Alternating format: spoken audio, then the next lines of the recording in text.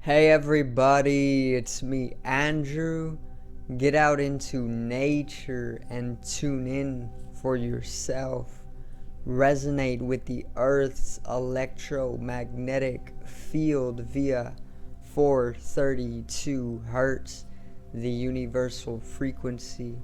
Balance out psychologically and emotionally and further strengthen your brain and your heart's coherence as well.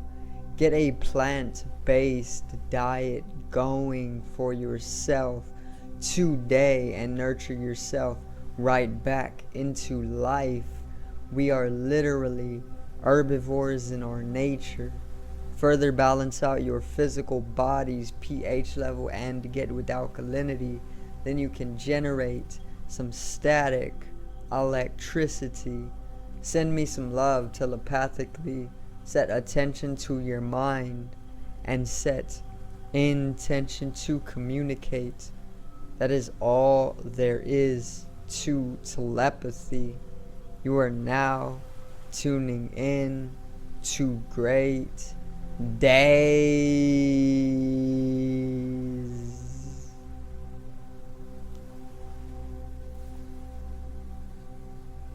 So, I'm gonna actually continue with the Life is Deeper series, and today is going to be episode 11, where I'm pretty much going to cover with the same formula as I always do, and it's going to be a really enjoyable video. It's not going to be super long either. I'm going to try and shorten it due to it being the evening already, and I got to do some things. So let's get right into it. Today's video is Life is Deeper Than We Know 11.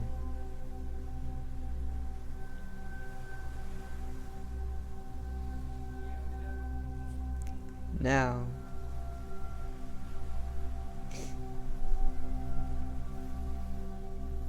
so if you haven't seen Life is Deeper Than We Know 10, check it out. It's a pretty good episode as well, but today I'm going to simplify it, okay, and we can get right into it. So I'm going to start off with a non-human entity, which I couldn't really decide between the two that I had in mind. I guess we can go with an agarthan or an agarthan.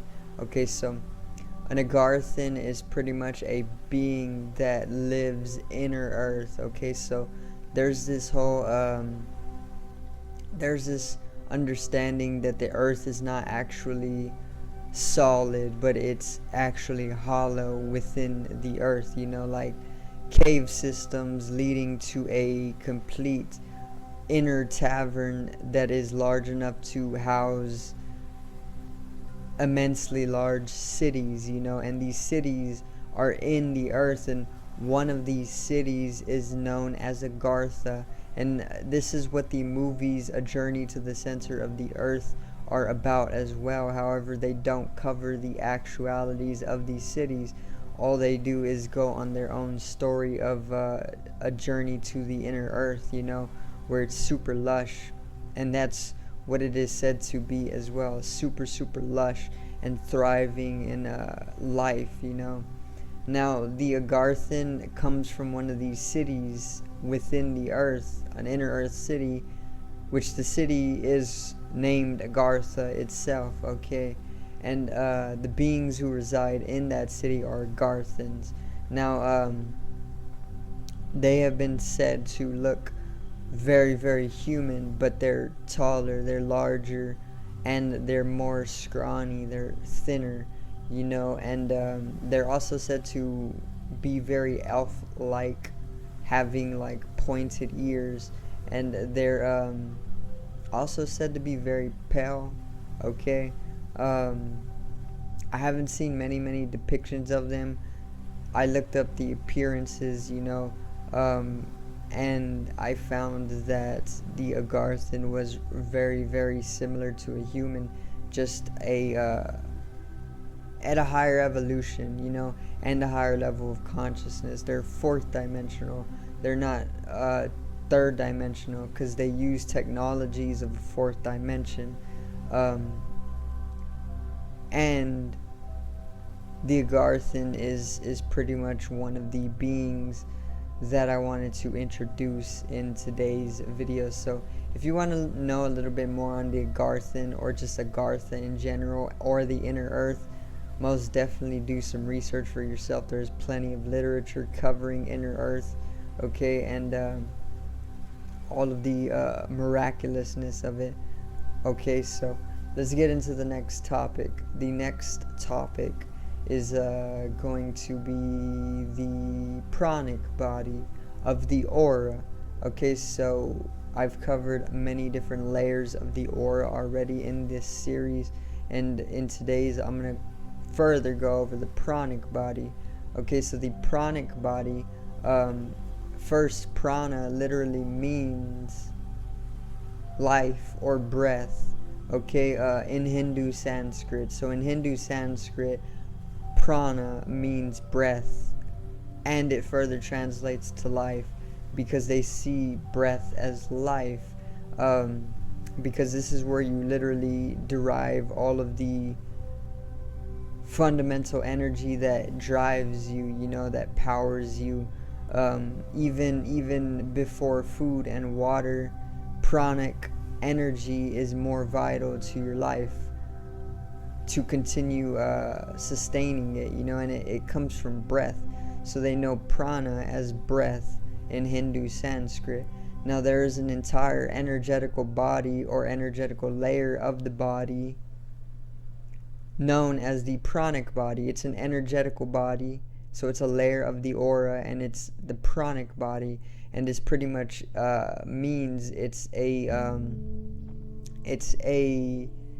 type of energetical body, right? But it's been said to be one of the most physical energetical bodies. So there's the etherical body, there is the mental body, there is the astral body, there is the emotional body, there's the pranic body. All of these are energetical layers, all of these are energetical bodies, but the pranic body has been said to be the most physical of these energetical bodies, okay, but it's still an energy body, but it's the most dense out of all of them. And the pranic body is very, very vital to one's life, because it is literally it is derived from breath mainly.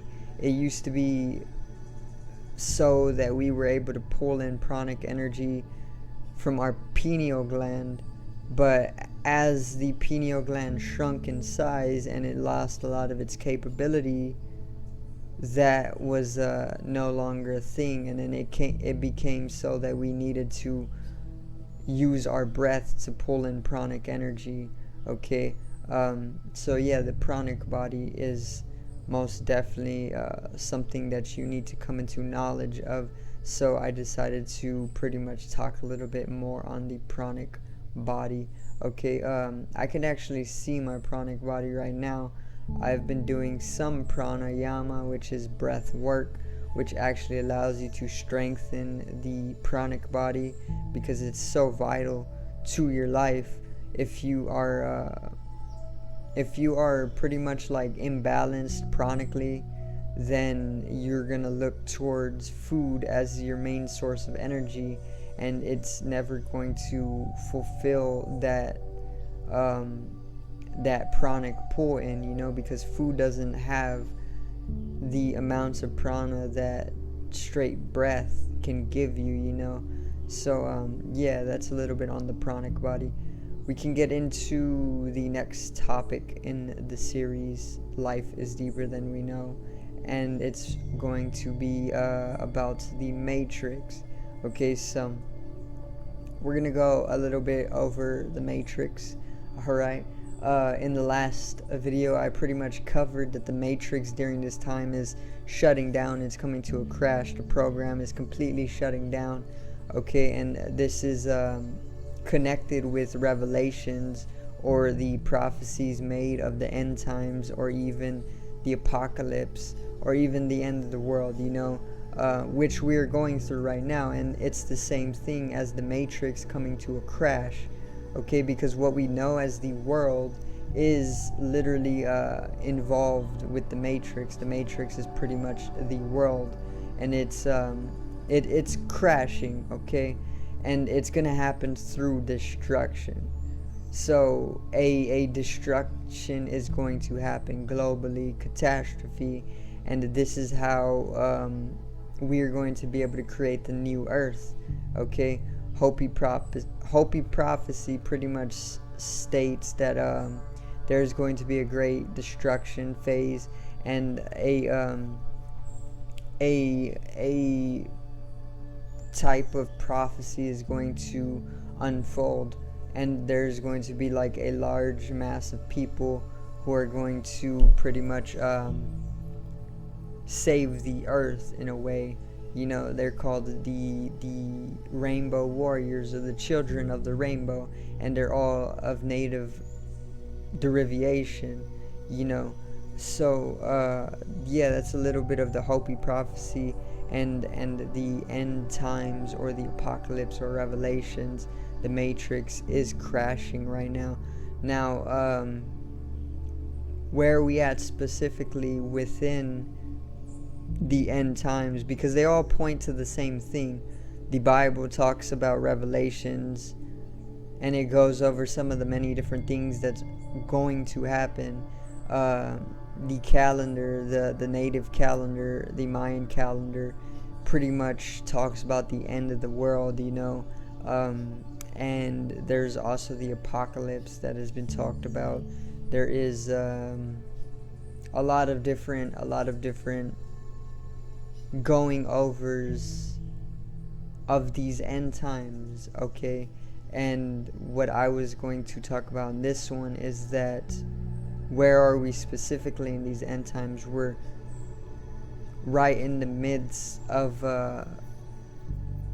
war on the horizon, so there's always war when it comes to end times, because war is a great way of bringing about a lot of destruction to the planet, so that there can be a new, creation. Destruction is a form of creation. Without destruction, there can't be creation. So war is one of the ways that we as a species are able to actualize a very profound sense of destruction, and that's exactly where we are within the end times. We're literally in the midst of war on the horizon, and it can get really, really bad. But it is all just going to pretty much allow us to create the new earth at the end of the day. So that's the good news, okay? And the Matrix is literally just supporting that. It's supporting the global warfare that's taking place, only because this is what the machine does. It knows that there needs to be some sense of destruction, and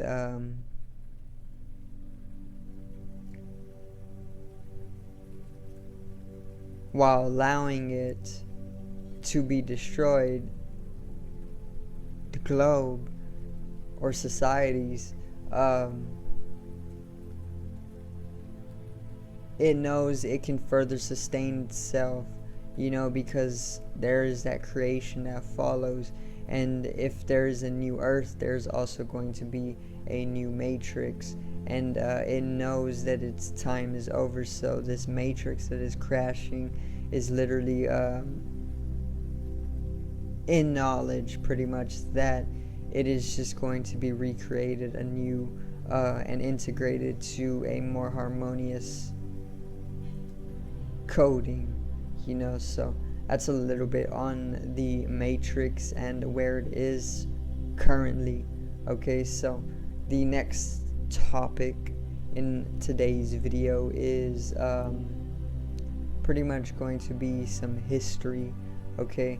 Now we can actually just take it forward in time, because I don't want to go back in time right now. We're gonna go forward in time, alright? So there was this book that I was reading about Agartha, right? We're gonna take it back to Agartha. Now Agartha is literally a city within the earth, because the earth is actually hollow. It's not completely solid, and there is 2 gateways. One is at the North Pole and one is at the South Pole, and they are pretty much guarded by various different federal stations, or not just federal stations, but government stations, okay? Or you can call them federal stations, but either way, they are very, very heavily guarded, because they don't want people to even know that there's gateways to the inner earth at the North Pole and South Pole. And they're not really gateways, they're really like very, very, very large openings in the earth, an immense shift in electromagnetic energy is pretty much emanating from these openings as well. But they're guarded, so people can't get in, and this is why people can't go to the South Pole or Antarctica and explore it fully, because they're hiding stuff there, without government permission you can't go there, okay? And it's the same for the North Pole. You can't fully traverse it without government authorization, okay?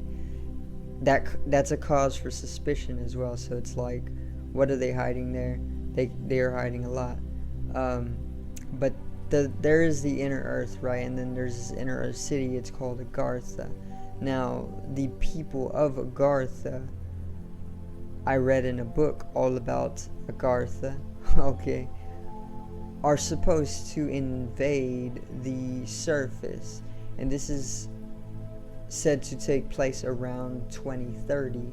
So it kind of makes sense if there's like warfare during the time of 2030, like around 2030, if there's warfare amongst the surface, it wouldn't be so hard to blind the surface dwellers to the fact that there's an army that can come from the inner earth to invade the surface, disguised as maybe a third world country or something, because the society that they're pretty much targeted to could be so blind, and they could have been so ignorant, or not only ignorant but myopic, very, very, very narrow-minded, that they can just through the media be told that a third world country is invading, and it can literally be Agarthans invading from inner earth onto the surface, but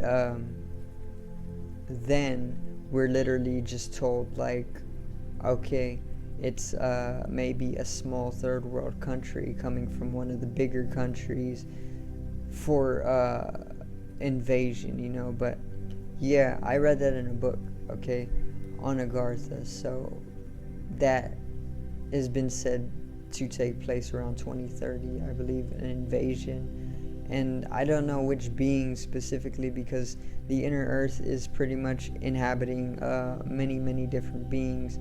I know it inhabits a lot of reptilians. It inhabits the elf-like peoples who are very human-like as well.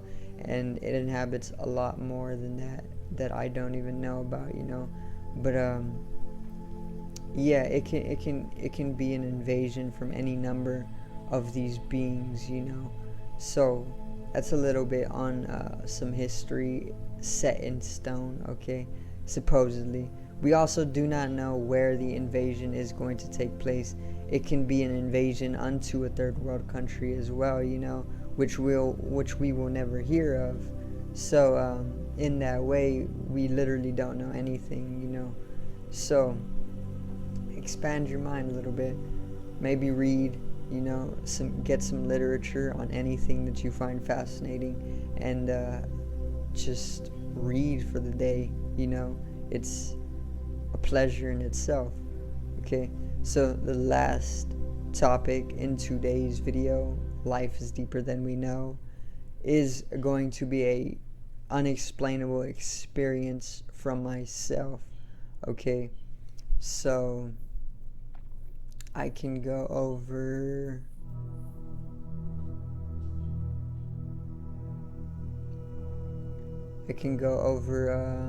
some meditative experiences. Alright, so as of late with meditation, I have most definitely been spiritually experiencing.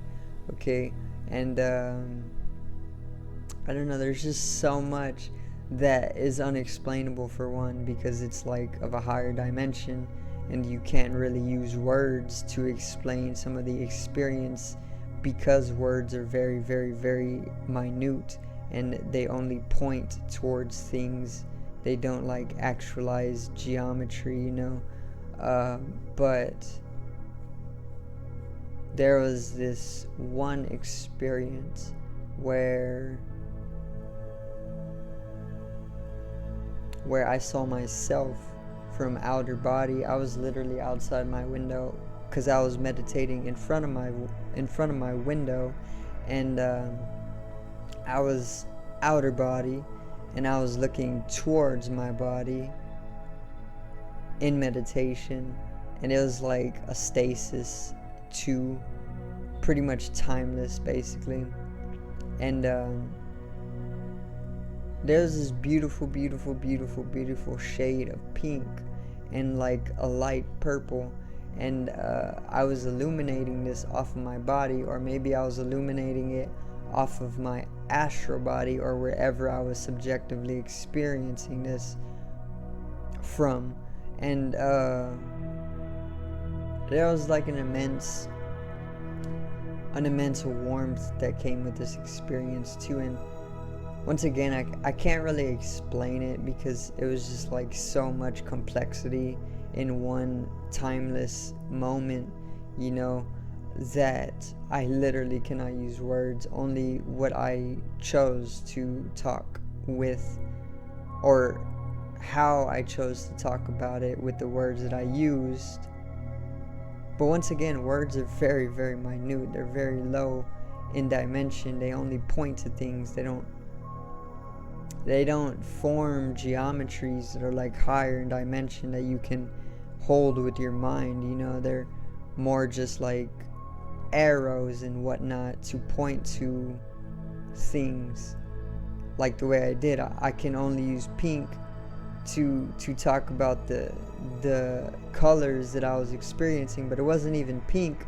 It was a type of pink, but it was it wasn't even anything that I can give a name, so very unexplainable, but a beautiful, beautiful experience. So that's gonna do it for today's video, this month's episode of Life is Deeper Than We Know. So I hope everybody enjoyed, and I hope I did expand your mind just a little bit more. Take it with a grain of salt. Once again,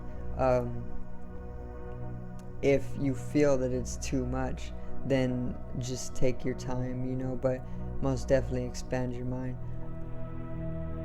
I thank everybody for watching, and I hope you do enjoy your evening. Okay, subscribe over here to the left of me. Drop a like on the video to the right of me, and support the channel once again. Generate some static electricity from the etheric body, or the first layer of the aura. It needs to be strengthened and realized for the collective rise in consciousness. I love you, everybody. Have a great evening, and peace out.